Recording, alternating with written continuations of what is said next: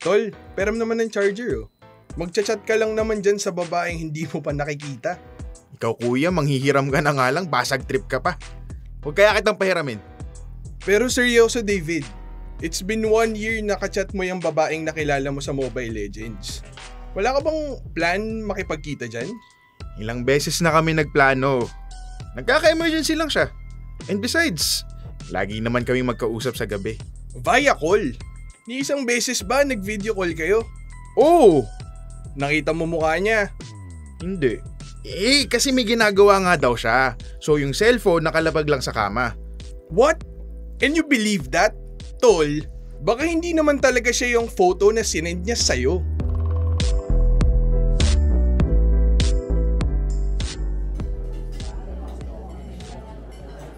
Hoy, Bes! Chat ka na naman ng chat? Si David ba yan? Sorry. Oo nangungulitan naman kasi makipagkita o makipag-video call. Meg, ano pa kasi plano mo dyan? Sabi mo nung una sa ML, chat-chat lang, kalaro sa rank games, pampalipas oras. Mukhang nagtuloy-tuloy ka na. Ginagamit mo pa ako. I know. Sasabihin ko naman sa kanya yung totoo na ako yung kachat niya, yung madalas niyang kasama sa laro. Ang hindi lang totoo, yung picture na sinend ko sa kanya. Sasabihin ko na sana yung totoo, kaya lang nag-I love you siya. Ano? Yan na nga ba sinasabi ko Don't tell me nahulog ka na din sa kanya. Hindi ko naman pinlano to, Bes. Hindi ko naman sadya na mahulog din sa kanya. So paano na? How will you explain na ikaw yung kausap niya, pero iba lang ang mukha na nakita niya sa photo? Honestly, hindi ko alam. Natatakot ako na baka pag nakita niya talaga yung itsura ko, mag-iba siya.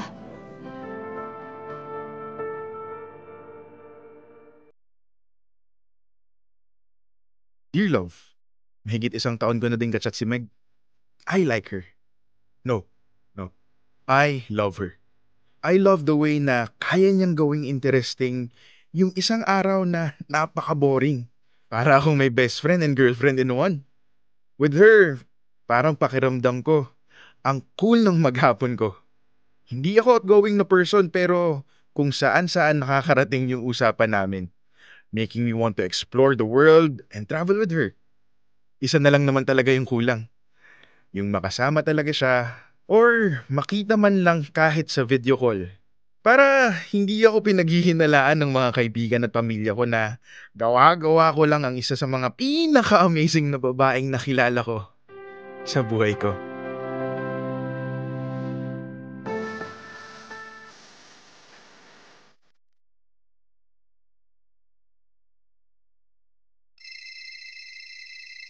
Hello? Hi Meg! Tapos ka na ba sa work mo? Yes, kakauwi ko lang ng bahay. Kakatapos na ng dance practice namin. Nice! Saan ba kayo nagpo-perform? Maybe one day pwede akong manood ng performance nyo. Exclusive parties kasi mostly yung performance ng grupo namin So, bawal guest. Ganun ba? Meg, alam mo namang gusto kita, di ba? Yes? Hindi mo naman completely sinabi pero feel ko naman. Well, if that's the case, I like you, Meg. Actually, I love you na nga And gusto ko sanang manligaw ng formal or ask you kung pwede ba kitang maging girlfriend. Pero, I wanna see you. David, kasi busy ako lately Kahit video ko lang sana. Unless, hindi tayo mutual ng nararamdaman. Oh, don't get me wrong. Gusto din kita, David. Pero, hindi kasi sa video call ko sana gustong unang magpakita sa'yo. I'll meet with you soon, okay? But for now, sa calls na lang muna tayo. And besides, nasabi ko naman na sa'yo yung past ko, di ba? I hope you understand. Oo naman. I was just hoping na sana makita na kita ng personal.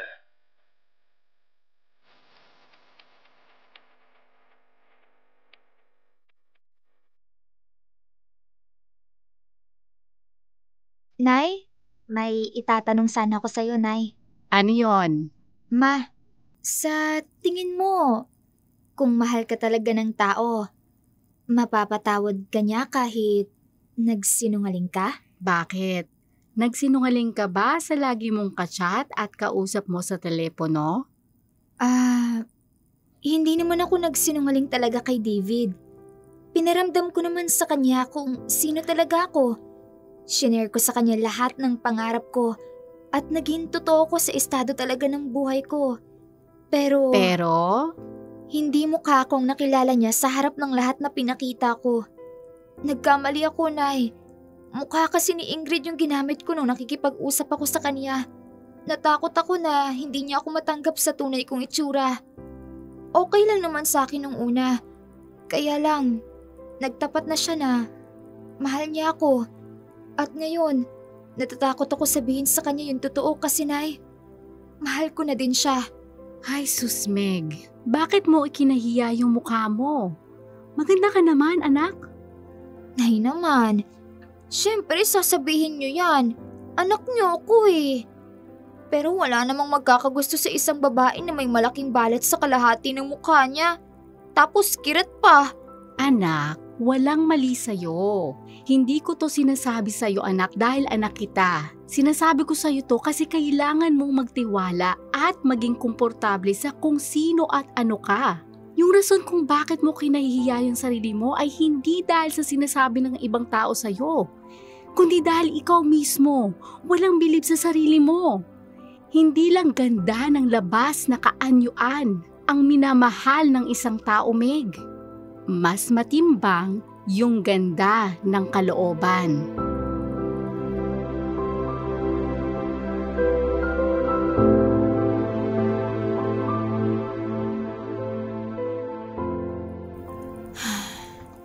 Tama si Inay. Hindi magandang simula ang kasinungalingan sa posibleng tunay na nararamdaman namin ni David. Mahal na niya ako at mahal ko na siya. Siguro nga, panahon na para magtapat ako sa kanya.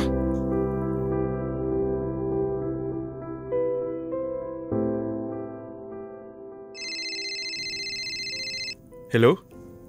Hi, busy ka ba? Hindi naman. Nag-aayos lang. May lakad kasi kami today kasama ni Kuya. Pati nung mga kalaro namin sa basketball. Bakit? Ganun ba? Wala naman. Gusto lang sana kita yayain lumabas. Ano? Totoo ba tong naririnig ko? Finally, magkikita na tayo? Yes, siguro it's about time na makilala mo ako ng personal. At may gusto din akong ipagtapat sa'yo. David! Bilisan mo! Nasa baba na sila Kian. Mamaya na yan, lover boy. Baka matraffic tayo. Oo, Kuya! 10 minutes! Sorry, hinihintay na kasi ako nila Kuya sa baba. Teka, kailan mo ba gustong makipagkita? Well, ngayon sana. Kaya lang mukhang may lakad kayo ng kuya mo. Bukas kaya, let's meet halfway. Sa Cubao na lang? Sure. Sayang malapit lang sa Cubao yung pupuntahan namin. Pero sige, bukas na lang. And thank you, Meg. I really want to see you. I promise this will be the start of something great. Thank you, Meg, for giving me a chance. Thank you din, David. See you bukas.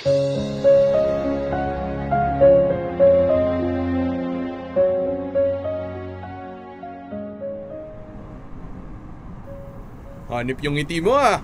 Abot sintido. Oo, Kuya. Pumayag na kasi si Meg makapagkita sa akin. Pero teka, ano ba kasing meron sa SM North? Manonood ba tayo ng sine? Hindi, may sayaw kasi ngayon yung girlfriend nito ni Kian. Tsaka akala ko kasi talaga, guni-guni mo lang yang si Meg. Sinabihan ko to si Kian na baka may single sa crew ng GF niya. Ipakilala sa'yo para hindi ka laging nakayukyuk dyan sa cellphone mo. Pambihira ka talaga, Kuya. Sabi ko sa'yo, totoo si Meg eh. Ayaw mo lang maniwala. Sige, bukas. Sa'yo ko unang isesend yung first photo namin together.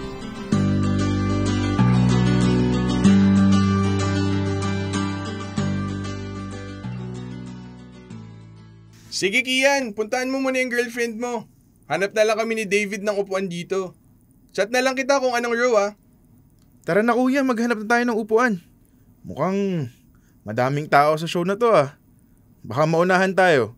Ladies and gentlemen, please settle down and take your seats. The show is about to start in a few minutes. Bes, thank you for coming! Akala ko hindi mo na ako sisiputin eh. Akala ko ba may bala ka makipagkita ngayon sa Prince Charming mo? Oh well, syempre, mas inuna kita. Asus, sabihin mo, naduwag ka na naman. Hindi ah. Hindi siya pwede ngayon eh. May lakad daw. Pero handa na ako, Meg. Handa na akong sabihin sa kanya yung totoo. At handa na akong humarap sa kanya sa tunay na ako. Kailangan ko na mag-ready. Sure ka na dito ka lang sa backstage manonood? Oo, don't worry. Besides, gusto ko, ako ang unang magka-congratulate sa'yo sa first front act gig nyo. Ladies and gentlemen, welcome to an electrifying day of music and dance. Get ready to be dazzled as we kick off this concert with a sensational performance by the New Wave Dance Crew. Wait, teka. Kuya, si Meg yun ah. Saan? Ayun, yun oh, sa gitna. Oh my God, si Meg nga.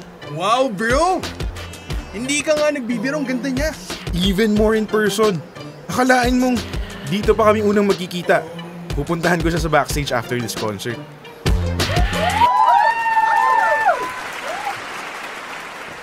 Excuse me po. Nasaan na kaya si Meg? Ayun. Meg! Meg! Meg! Huh? Meg, oh my God. Finally! Oh, wait. Excuse me? Do I know you? What do you mean? Meg, ako to. Meg? Wait, as in best friend kong si Meg? Ha? Anong pinagsasabi mong best friend? OMG! Meg nga, as in my best friend! Ikaw si David? Yes, ako si David. Di ba ikaw nga si Meg? Ingrid! Oh my God, Bes! Ang galing-galing mo! David? Yes. Do I know you? At sino si Ingrid? Kasi sinabi ko na sa'yo, Meg. This day will come. Hi, this is Meg. Iwan ko muna kayong dalawa para makapag-usap kayo. Okay. I'm sorry, Bes. David? Wait. Hindi ko naiintindihan. Hindi ko alam kung kailangan ko ba talagang intindihin eh. Pinaglalaroan niyo ba ako? No, David. Let me explain. Yes, please. Enlighten me. Actually, you know what? Huwag na pala. Because I already know. Dahil easy target ako eh. Madaling maniwala. Well, good job, Meg. Okay na. Naloko mo na ako. Congrats. David, please. Pakinggan mo muna ako. Para saan pa? Kahit ilang minuto lang. Hayaan mo na ako mag-explain. Kaya nga nag-set na ako na makipagkita sa'yo bukas. Dahil gusto ko nang aminin sa'yo yung totoo.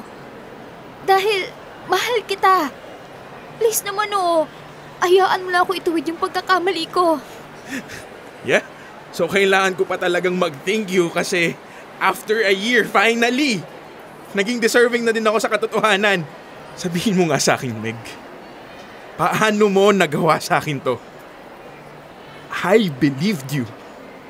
Kahit ilang beses na akong sinabihan ng mga kaibigan ko, ng mga magulang ko na manloloko ka, nagbulag-bulagan ako.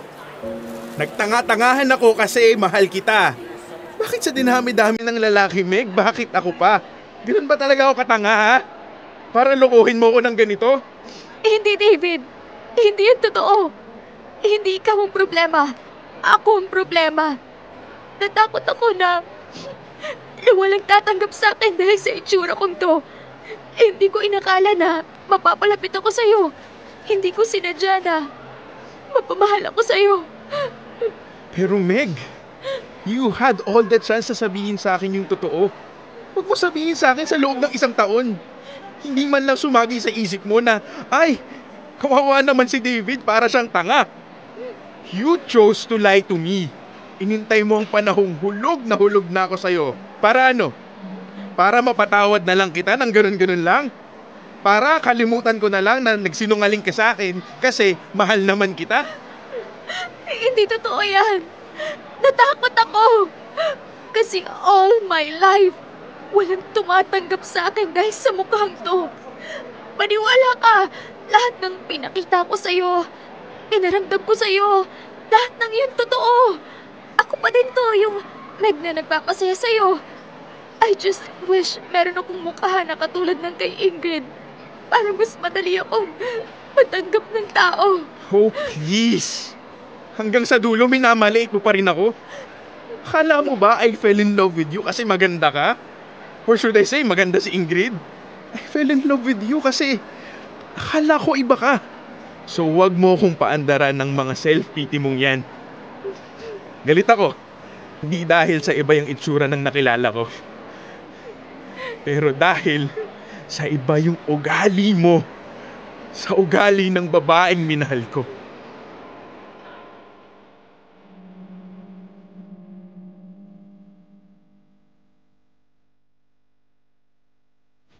Dear love, I left Meg sa mall that day with a broken heart. The truth is, hindi naman talaga siya pangit tulad ng paniniwala niya sa sarili niya. She's cute. Way better than the picture na ginamit niya. Mukha siyang inosente. Mukha siyang genuine. Pero, days passed. Even if panay ang chat at tawag sa akin ni Meg, hindi ko siya kayang masagot. Hindi ko siya kayang mapatawad. I feel so betrayed. Parang feeling ko ang liit-liit ng tingin niya sa akin. Sa kabila ng lahat ng pinakita at pinaramdam ko sa kanya noong mga panahong masaya pa kami. Bakit ba may mga taong ganun? Yung ina-assume lang nila na hindi ka capable na tumanggap at umunawa. Mga taong piniling makulong sa sakit at puot ng nakaraan kaysa bigyan ng pagkakataon ng kasalukuyan. Gusto ko siyang intindihin na baka nga naman may trauma siya. Kaya mas pinili niyang magsinungaling sa akin. Pero paano ko pa pagkakatiwalaan ang isang taong sinimulan at pinaikot ang relasyon namin sa isang kasinungalingan?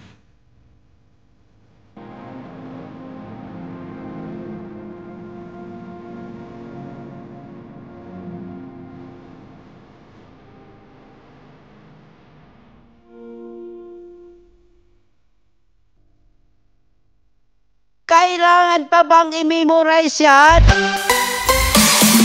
Love Radio Basic!